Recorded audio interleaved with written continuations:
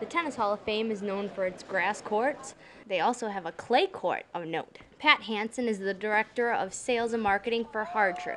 Hard-Tru has been around a long time. Hard-Tru Sports is the company that manufactures this clay court surface under the brand name of Hard-Tru. That if you go back historically and look at the top 10 players ranked in the world, that 88% of them grew up playing on clay courts. And why is that? And essentially what's happened is that all of tennis courts are slowed down. The grass is slower, the hard courts are slower, and the best surface to develop your game on when the game is slower is clay.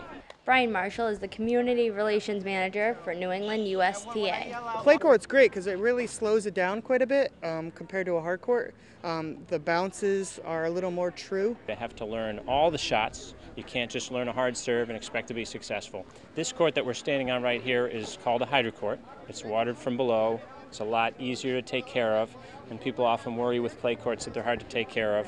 And the company has taken special interest in the future stars of tennis. And one of the areas that we thought we could help is with junior development. And for kids particularly, as you can see on this court out here, we've developed different types of lines that will cater towards the 10 and under crowd. Right. So not too long ago, the USTA really started to push tennis for 10 and under kids. Any child that is 10 and under that wants to play tournaments or in junior team tennis, they have to play on the 60-foot court with an orange ball. For 10 and under tennis, there's two types of courts. There's a 36-foot court and a 60-foot court. The 36-foot is really for 8 and unders. They don't have to run as far to get to the ball. The shorter court has proven to be much more fun for the kids. This is the modified game that allows them to have a lot more fun right away and a lot more success. And part of the package is to make sure the drills are fun. Never have kids in line, just have them constantly moving. Because obviously, I know when I was growing up, it was constantly just standing in line and hitting 3 balls and at the end of the line. This is constantly having a move. They're hitting tons and tons of balls compared to what they used to.